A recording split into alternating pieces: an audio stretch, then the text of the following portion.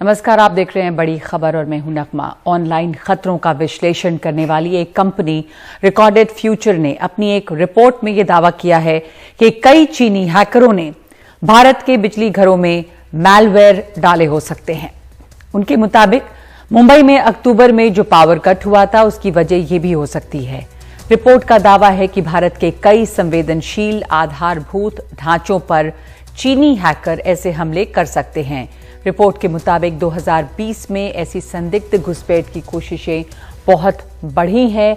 2 बंदरगाह भी इन हैकरों के निशाने पर हैं।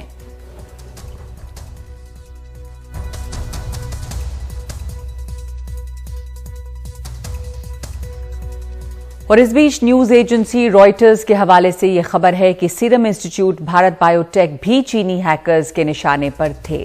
चीनी हैकर्स ने भारत के इन दोनों कोरोना वैक्सीन निर्माताओं के आईटी सिस्टम को लक्ष्य बनाने की कोशिश की। महाराष्ट्र साइबर क्राइम ने जो एक्सपर्ट है, बीजीटीआई के एक्सपर्ट्स है, इलेक्ट्रिकल डिपार्टमेंट के या बाकी सभी लोगों ने इकट्ठा मिलकर जो जांच की है, और खास करके जो स्काडा है, SCADA system, that is supervisory control data acquisition system, जो एमएससीबी की है, उसका जो एनालिसिस किया उसमें कुछ साइबर सैबोटेज हो सकते हैं, ऐसे कुछ एविडेंस की बातें उसमें सामने आई है। हालांकि केंद्रीय बिजली मंत्रालय ने इस बात से इनकार किया है कि उनके सिस्टम पर किसी मैलवेयर का असर पड़ा है। सरकार का कहना है कि उसे इसकी खबर थी। 12 फरवरी को भारत के national critical information infrastructure protection centre ने बिजली मंत्रालय को सतर्क किया, बताया कि चीन द्वारा प्रायोजित हैकरों का खतरा है। रेड इको नाम का एक ग्रुप ऐसे हमलों की कोशिश कर रहा है। इस खतरे से जुड़े सारे आईपी और डोमेन सभी नियंत्रण केंद्रों पर ब्लॉक कर दिए गए थे। तो चीनी हैकर्स की पहुंच इन सिस्टम्स तक है। इधर वैक्सीनेशन जोर शोर से शुरू हो चुकी है। दूसरे दौर का टीकाकरण आज से शुरू हुआ है और इस दौर में 60 साल के से ज्यादा की उम्र वालों और 45 से ज्यादा उम्र के बीमार लोगों को टीका लग रहा है। प्रधानमंत्री नरेंद्र मोदी ने भी आज कोरोना का टीका लगवाया। बिहार के मुख्यमंत्री नीतीश कुमार को भी वैक्सीन दी गई। ओडिशा के मुख्यमंत्री नवीन पटनायक को भुवनेश्वर में ये टीका लगाया गया। टीका लगवाने वाले बड़े नेताओं में एनसीपी अध्यक्ष शरद पवार, उपराष्ट्रपति वेंकैया नायडू और राजस्थान के राज्यपाल कलराज मिश्र शामिल हैं। सोमवार सुबह प्रधानमंत्री नरेंद्र मोदी ने दिल्ली के एम्स अस्पताल में जाकर कोरोना का टीका लगवाया। टीका भी और कोई नहीं बल्कि वही स्वदेशी कोवैक्सीन, जिस पर शुरुआत में सवाल उठे थे।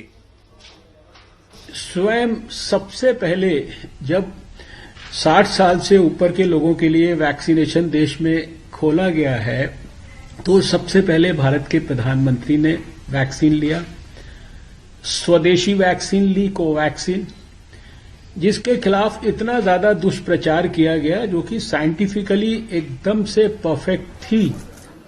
देश भर में कई और नेताओं ने टीके लगवाए। चेन्नई में उपराष्ट्रपति वेंकैया नायडू ने, पटना में नीतीश कुमार ने और भुवनेश्वर में नवीन पटनायक ने टीका लगवाया। दिग्गज नेता शरद पवार भी पीछे नहीं रहे। आज जो अब नए दौर का टीकाकरण प्रारंभ हुआ है और पहला दिन मुझे टीकाकरण का अवसर मिला है, मुझे बहुत खुशी है। और जो उप मुख्यमंत्री हैं और हमारे अन्य मंत्रीगण हैं, ऐसे लोग भी एक साथ आज के दिन टीकाकरण की शुरुआत कर लें, तो आज बहुत अच्छा लगा है कि आज टीकाकरण की शुरुआत हो गई। आम लोगों में भी टीकाकरण को लेकर अच्छा खासा उत्साह दिखा। मैंने मेरी माँ को खो दिया था कोरोना के चलते, इसीलिए मैं 1.5 महीने से इंतजार कर रही थी कि कब वैक्सीन लगेगी। जब प्राइम मिनिस्टर ने लगवाया सुबह, तो हम लोगों को क्या चिंता है? तावलापन तो नहीं, जरूरत थी, क्योंकि हम परेशान हैं। हमें पहले भी, जैसे इसमें लिस्टेड नहीं है, मुझे पार्शियली पैरालिसिस का अटैक भी आ चुका था। अच्छा। 2018 में व्हाइल ट्रैवलिंग टू अब्रॉड। अच्छा। डॉक्टरों से पूछा तो वो भी हाइपरटेंशन का ही कुछ इन्फ्लुएंस है।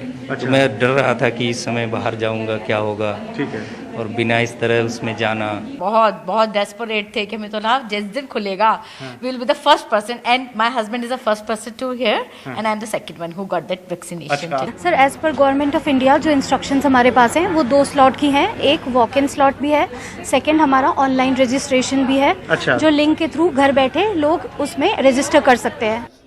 वैक्सीन के लिए रजिस्ट्रेशन कोविन पोर्टल cowin.gov.in पर और आरोग्य सेतु ऐप पर हो रहे हैं। हालांकि ऑन स्पॉट रजिस्ट्रेशन सुविधा भी है, मगर दिल्ली सरकार की सलाह है रजिस्ट्रेशन पहले करा लें, सहूलियत होगी। कोविन में रजिस्ट्रेशन करा के जाएं तो बेटर रहेगा, क्योंकि स्टार्टिंग में बहुत भीड़ होने के चांसेस हैं। अगर आप बुकिंग करा के नहीं जाएंगे और एक सेंटर पर मान लो जगह 50 लोगों की, 100 लोगों की और 200-500 लोग पहुंच गए तो बड़ा क्योस हो जाएगा। इस दौर में 30 करोड़ से ज्यादा भारतीयों को टीका लगना है। इस चरण में वैक्सीन लगवाने वालों को 2 तरह की सुविधाएं या चॉइस दी गई हैं। वैक्सीन लगवाने वाले ये तय कर सकते हैं कि उनको टीका सरकारी केंद्र में लगवाना है या प्राइवेट केंद्र में लगवाना है। सरकारी में लगवाएंगे तो फ्री है, प्राइवेट में लगवाएंगे तो 250 रुपये प्रति डोज चुकाने होंगे। साथ ही साथ जिनको टीका लगवाना है वो ये भी तय कर सकते हैं कि उनको कौन सी वैक्सीन लगवानी है, कोविशील्ड लगवानी है या कोवैक्सीन लगवानी है। अभी तक ये चॉइस नहीं दी गई थी। दिल्ली से अपने कैमरा सहयोगी सचिन गुप्ता के साथ मैं शरद शर्मा, एनडीटीवी इंडिया। और बंगाल की नई पार्टी इंडियन सेक्युलर फ्रंट से गठबंधन को लेकर कांग्रेस में काफी हंगामा मचा हुआ है। पश्चिम बंगाल में कल वाम दलों और कांग्रेस की एक साझा रैली में विशेष आमंत्रित सदस्य जैसी हैसियत से इंडियन सेक्युलर फ्रंट भी शामिल हुई। बंगाल की इस नई पार्टी आईएसएफ के प्रमुख पीरजादा अब्बास सिद्दीकी हैं, जो राज्य की सबसे बड़ी मजार फुरफुरा शरीफ के प्रमुख हैं। कल की रैली में पीरजादा के मंच पर पहुंचने से कांग्रेस नेता अधीर रंजन चौधरी के भाषण में खलल पड़ गया। इसके बाद अधीर रंजन संक्षेप में बोले और उनके अंदाज में एक तनाव भी दिखा। इस बीच आईएसएफ को लेकर ममता बनर्जी और बीजेपी ने कांग्रेस को घेरना शुरू कर दिया और पार्टी में अंदर अंदर भी इस एंट्री को लेकर सवाल खड़े होने लगे हैं। कांग्रेस नेता आनंद शर्मा ने खुले तौर पर बंगाल में पीरजादा की पार्टी को साथ लेने पर ऐतराज जताया है। उन्होंने कल की रैली में मंच पर अधीर रंजन के होने पर भी सवाल खड़े किए। बंगाल में लेफ्ट और आईएसएफ में सीटों का बंटवारा हो चुका है और इस दिशा में कांग्रेस को फैसला लेना है। आइए आपको दिखाते हैं आनंद शर्मा ने क्या ट्वीट किया है। आईएसएफ और ऐसे अन्य दलों के साथ कांग्रेस का गठबंधन पार्टी की मूल विचारधारा गांधीवाद और नेहरूवादी धर्मनिरपेक्षता के खिलाफ है, जो कांग्रेस पार्टी की आत्मा है। इन मुद्दों पर कांग्रेस कार्य समिति में चर्चा होनी चाहिए। सवाल आया है, जैसे कि आनंद शर्मा ने अभी ट्वीट किए हैं थोड़ी देर पहले कि आईएसएफ और अन्य दलों के साथ जो गठबंधन में जा रही है कांग्रेस, उससे पहले जो वो कांग्रेस के मूल विचारधारा गांधीवादी और नेहरूवादी के खिलाफ है और उससे पहले पार्टी की कार्य समिति पे चर्चा होनी चाहिए। तो इसमें आप क्या बोलते हैं? हम लोग एक सूबे की अध्यक्षता करते हैं, इसलिए हम बिना इजाजत अकेले अलग से अपने मनमानी से कोई काम नहीं करते।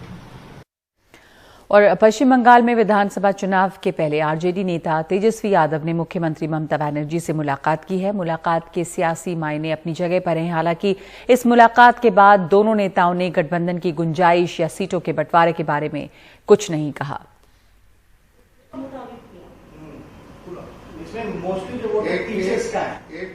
सबसे बड़ा बात यही है हिम्मत का साथ कि हम लड़ रहे हैं तो तेजस्वी भाई लड़ रहे हैं, अगर तेजस्वी लड़ रहा है तो हम लड़ रहे हैं। ये मैसेज बीजेपी को जाना चाहिए कि आप मीडिया को जितना भी फोबिया बनाओ, आप मीडिया के लिए जितना भी आप इंस्ट्रक्शन दो, आप जान लो कि बिहार में भी आप जो किया है फोर्सफुली, बिहार में भी आपको सरकार नहीं टिकेगा और बंगाल में भी आने वाला दिन में आपका जो मीडिया फोबिया जो बना रहा है कि आप ये सीट मिलेगा वो सीट मिलेगा, कुछ नहीं मिलने वाला है। अलायंस जो हमारा लेफ्ट और कांग्रेस से है वो बिहार में है, और अगर आप केरल में देखें तो वहाँ भी यूडीएफ एलडीएफ आपस लड़ रहे हैं, तो अलग अलग क्षेत्रों के हिसाब से है।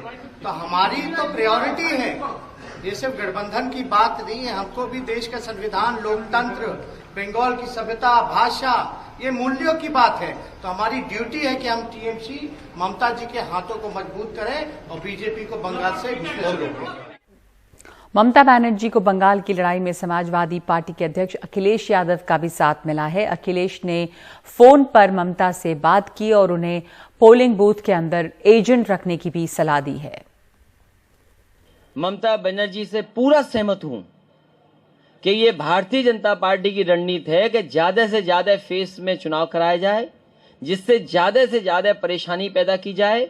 मैं ममता बनर्जी जी को ये भी सुझाव देता हूं कि जहां 8 फेज की चुनाव पे उन्होंने सवाल उठाया है, वहां सवाल ये भी उठाएं कि बूथ के अंदर एजेंट नहीं होगा तो कहीं ना कहीं धोखा होगा। मैं यहीं से जितने भी हमारे समर्थक हैं, शुभचिंतक हैं, जानने वाले, हम सबसे कहेंगे ममता बनर्जी जी का समर्थन करें, उन्हें जिताएं, फिर एक सरकार बनाएं।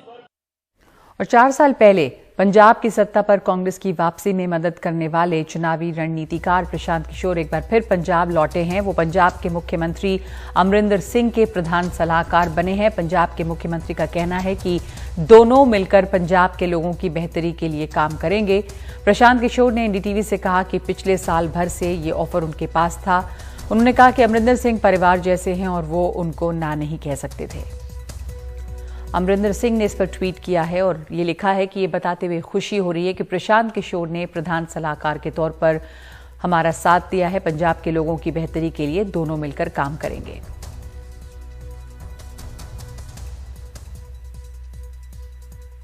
और बड़ी खबर में एक ब्रेक के बाद पटना में लेफ्ट और प्रशासन के टकराव में कुछ हिंसा।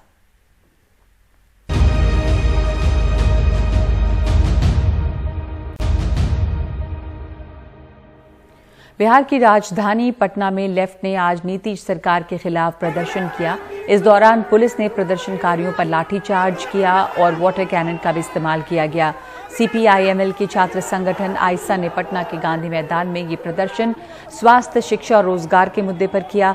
जब प्रदर्शनकारी हिंसक हो गए तो आंसू गैस का सहारा लिया गया और कई पुलिसकर्मी और प्रदर्शनकारी पत्थरबाजी और लाठीचार्ज में घायल हुए।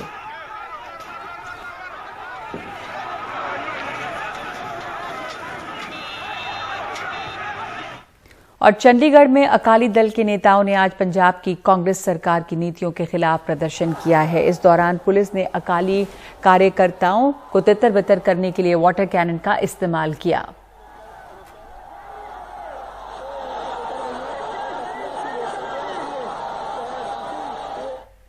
और रसोई का बजट बिगड़ता जा रहा है। पिछले 3 महीने में रसोई गैस की कीमत 225 रुपए बढ़ चुकी है। बात दिल्ली की जाए तो 1 दिसंबर को 50 रुपए की बढ़ोतरी के साथ 14.2 किलो वाले सिलेंडर की कीमत 594 रुपए से बढ़कर 644 हो गई। फिर 31 दिसंबर को 50 रुपए का इजाफा फिर हुआ और सिलेंडर 694 रुपए का हो गया। फरवरी में 3 बार 25, 50 और 25 रुपए की बढ़ोतरी गैस सिलेंडर के दामों में हुई है। तेल और गैस की महंगाई को लेकर आज पंजाब विधानसभा में भी बहुत हंगामा हुआ। कांग्रेस के विधायकों ने पेट्रोल, डीजल और एलपीजी की बढ़ती कीमतों को लेकर नारेबाजी की। आम आदमी पार्टी के विधायक साइकिल पर सवार होकर विधानसभा पहुंचे। उन्होंने पंजाब की कांग्रेस सरकार पर वादा खिलाफी का भी आरोप लगाया।